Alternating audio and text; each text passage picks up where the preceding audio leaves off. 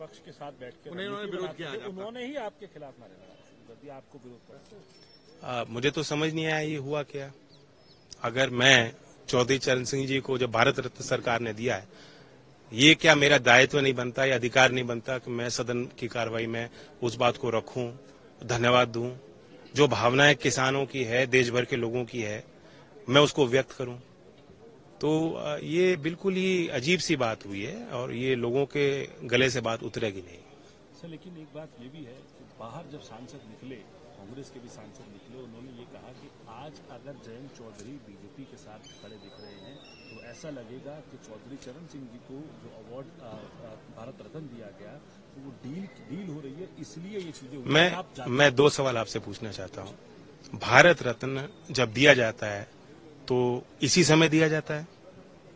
क्या इनका दावा ये है या पेशकश ये है कि जिस साल में चुनाव है उस साल सरकार को भारत रत्न किसी को ना दे?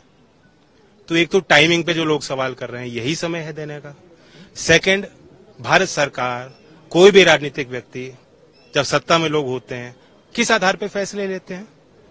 राजनीतिक लाभ कहां मिलेगा, कहां लोगों की भावनाएं किस मुद्दे से जुड़ी हुई हैं।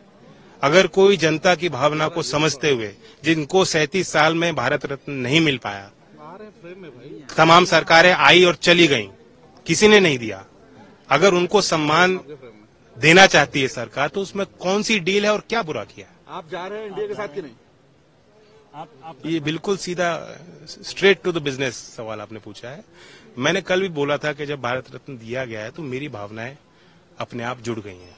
बाकी जब जो तालमेल है, तालमेल की क्या प्रक्रिया है, क्या बातें तय हुई हैं, आगे हमारी रणनीति क्या है, कैसे हम चुनाव लड़ेंगे, वो सारे सवाल समय पे उनका जवाब दिया जाएगा। आपको ये भी कहा गया कि चवन्नी का आपने कहा था, मैं चवन्नी नहीं, वो बहुत वायरल किया गया। देखो उछल।